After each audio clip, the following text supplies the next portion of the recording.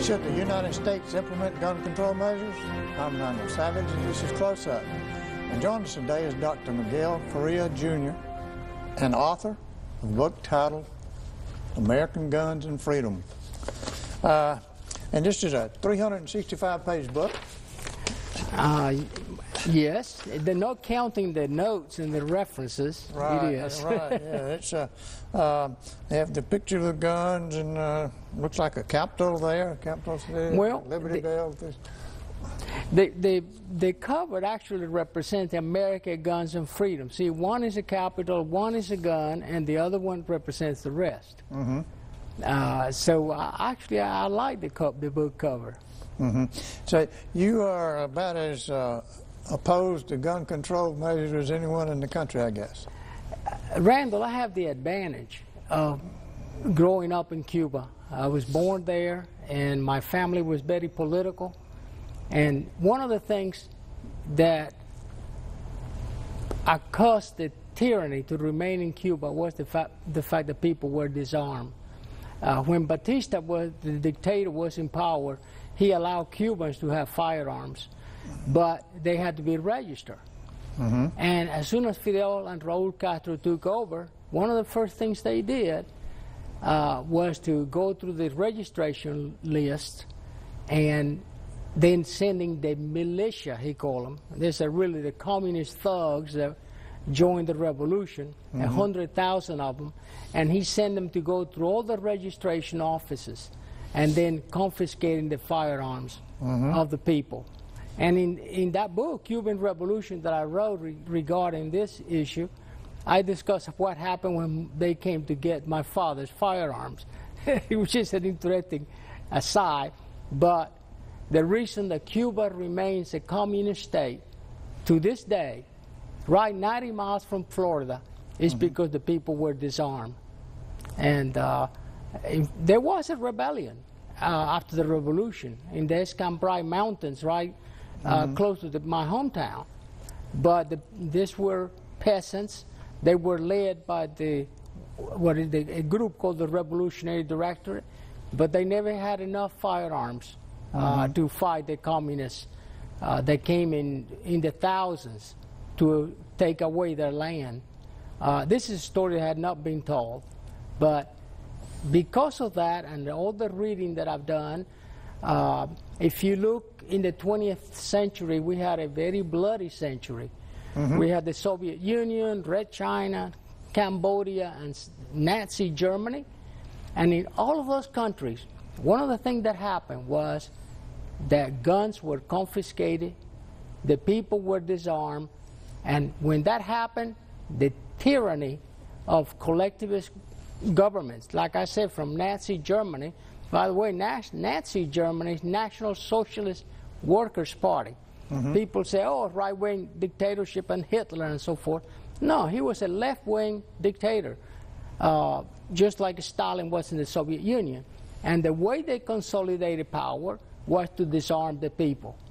In the 20th century, we had 100 million people who were killed by their own governments. And I'm not talking about World War I or World War II. I'm talking during peacetime, were killed by their own governments after they have been disarmed.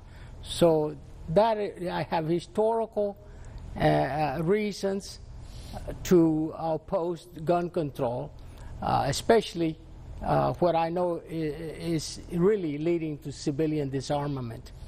And you see that movement in this country now? Oh yes, I see it, and it's very scary because it seems like George Hegel's maxim that people don't learn from history is very true. Even the Europeans, you know, they decried America's gun culture.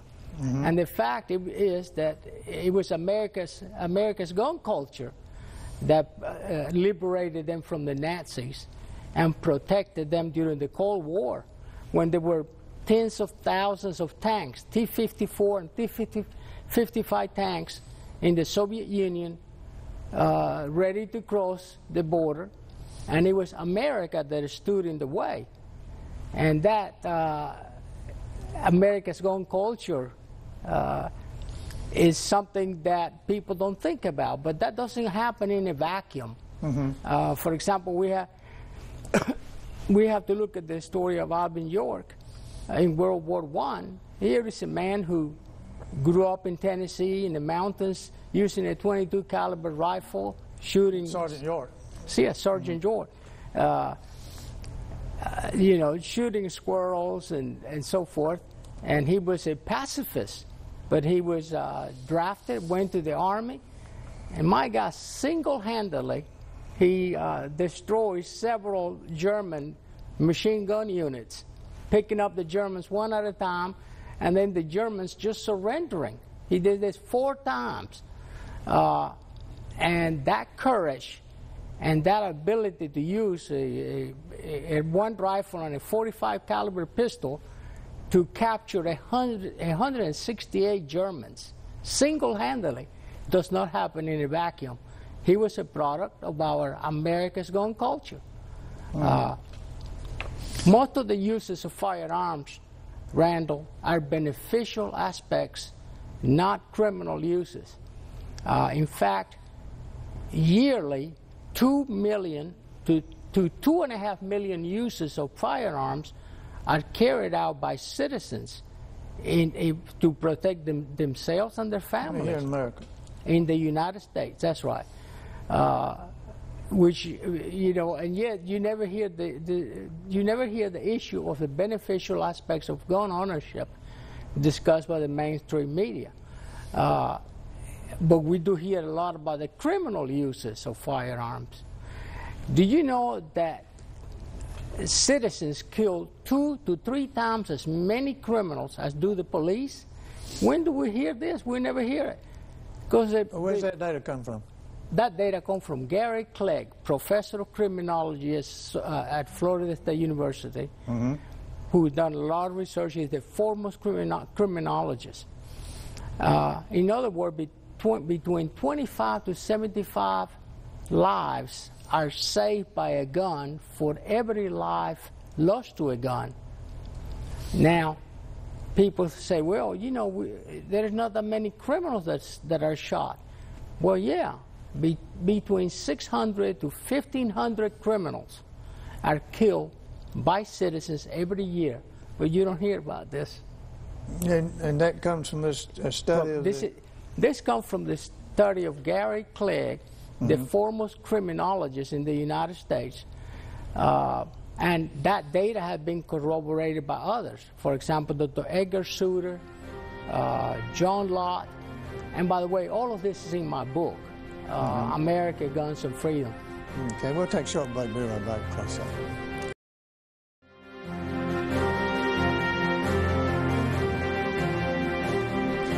Close up, and our guest today is Dr. Miguel Faria, the author of the book America, Guns, and Freedom.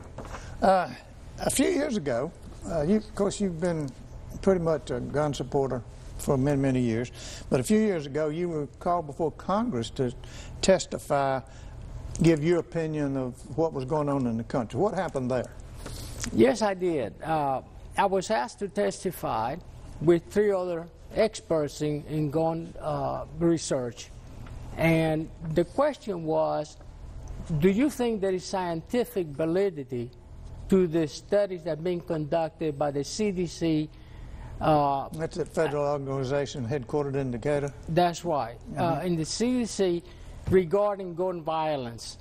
And I had to testify that the research that was coming from the CDC as well as from other public health centers were politicized, result-oriented research that was tainted, biased, and not scientific. In fact, I call it junk science or pseudoscience. Shocking the committee, but in fact that's what it was. And I went into examples why this was so. For example, every paper you will read will end up with 2 conclusions. They had to have the preordained conclusions that guns were bad and that more money, more funding was needed.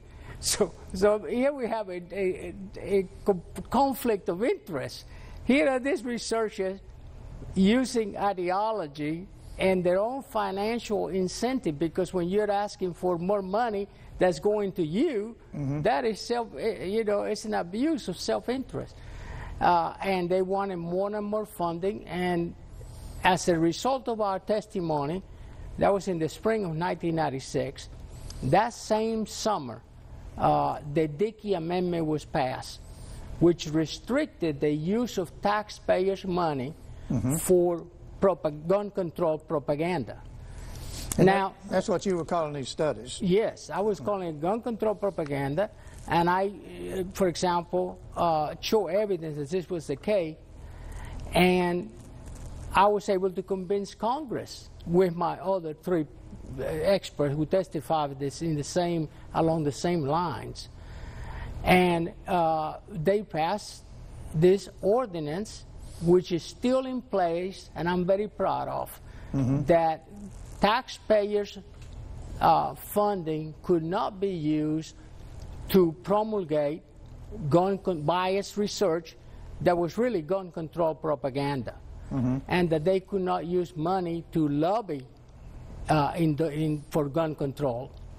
Now, you hear the mainstream media say, oh, Congress is banning research, and that is banning science. But that was not the case. Congress did not ban gun research. It banned the use of pseudoscience in gun control research and gun control propaganda, and rightly so. So what you were asking for was objective studies and not one that'd be leaning in either direction? Exactly. And I have done that before. When I was editor of the Medical Association of Georgia, what I proposed is that we publish articles that pass peer review on both sides of the spectrum, so that we would have a free exchange of ideas based on scientific and objective research. But unfortunately, that was not the case. For example, you take Arthur Kellerman, who was the foremost gun research investigator for the CDC and many other public schools of public health, including my alma mater, Emory University. And he truncated that data. He ignored inconvenient findings. In many cases, he used non sequitur logic that did not follow from what he had stated previously. In other words, a lot of errors in methodology. For example, discussing the main issue that is still used today, that if you have a gun in the home, you're more likely to injure yourself or kill somebody in your family than you're able to defend yourself.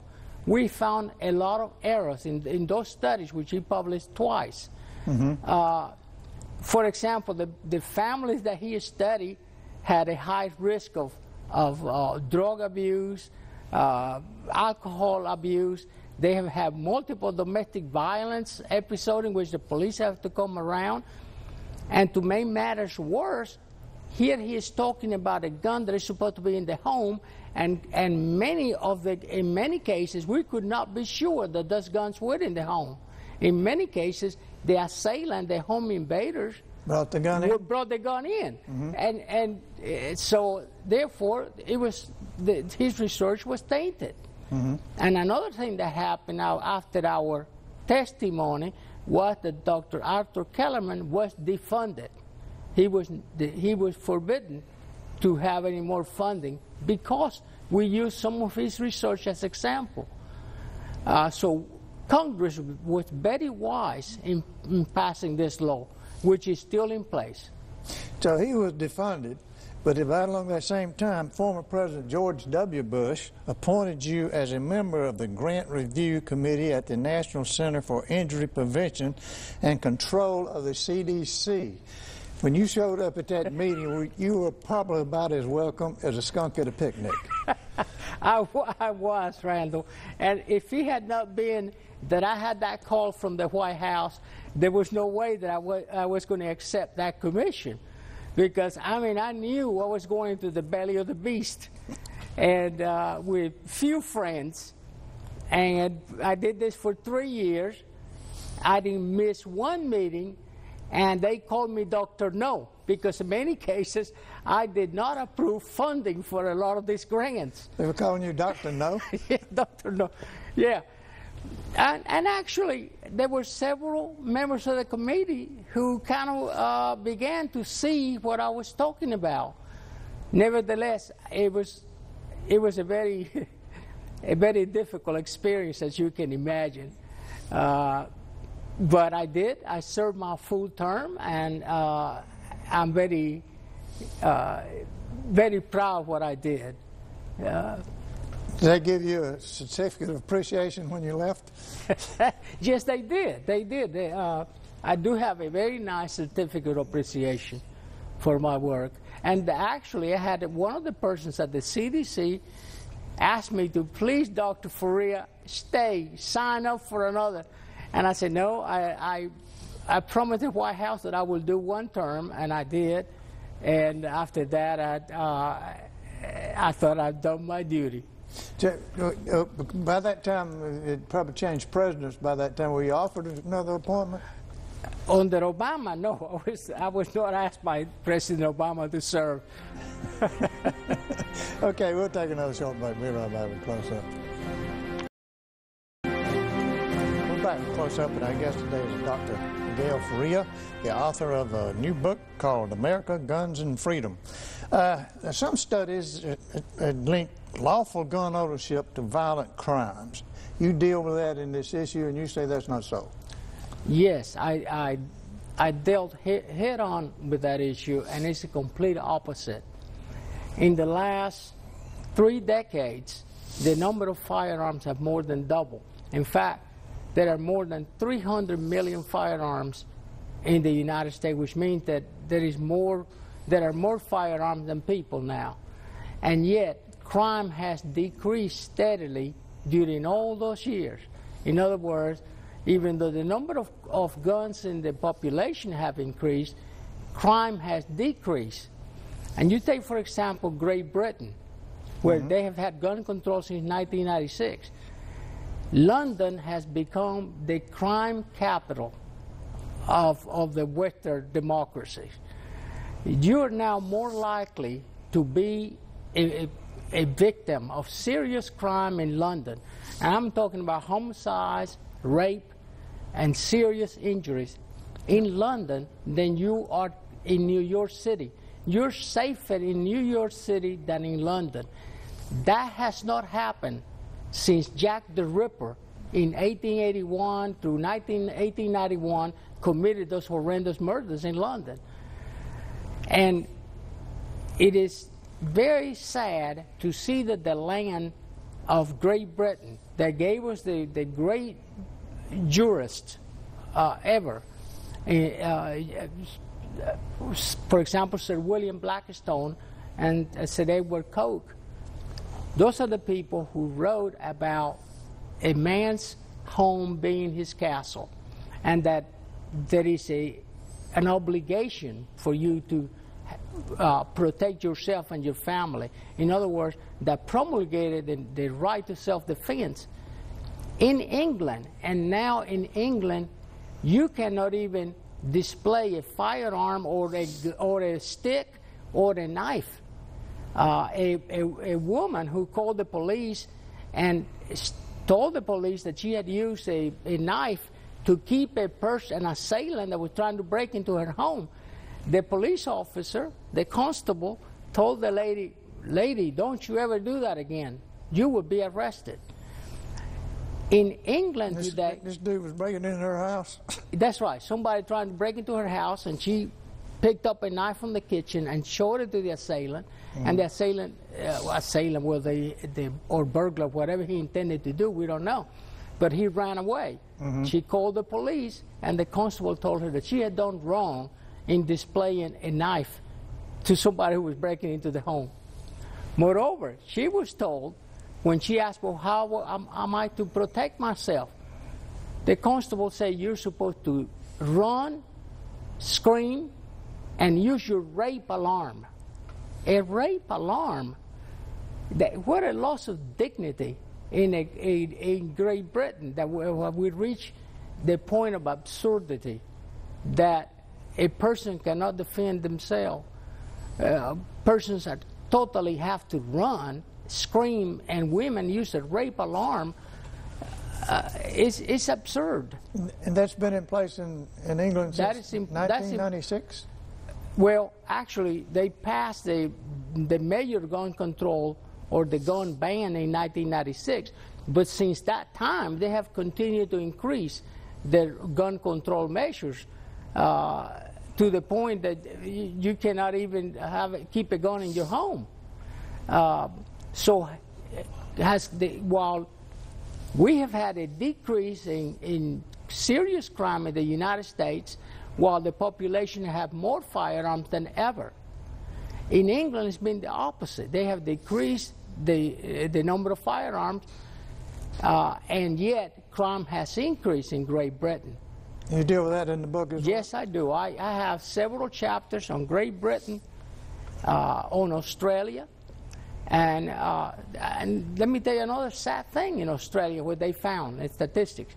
In Australia, disarming the people have allowed abusive husbands and boyfriends to kill their girlfriends and wives who have not been able to protect themselves. About 25% of homicides in Australia are spousal homicides, in which in 75% of cases the man kills the woman. And guns were used as a protective measure by women. Now that they have disarmed women in Australia, as they have done in other countries, and the abusive husbands end up in many cases kill their wives and girlfriends who cannot defend themselves. I found, for example, researcher David Koppel found that in at least 25% of cases, the man did not even use anything, just his bare knuckles and his hand and feet to beat a wife to death.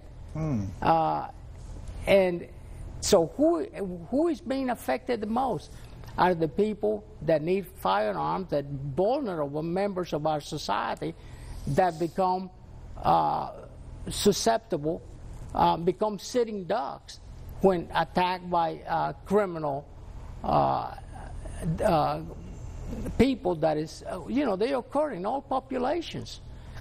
So, no, I think that is a complete relationship opposite of what you say. In other words, arming the good people, law-abiding citizens, to reduce crime. And in fact, John Lott has just published research to that effect.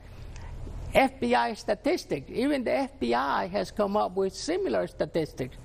FBI, for example, has found that killing with knives, with hands, with sticks are far more frequent than use of an assault weapon, for example.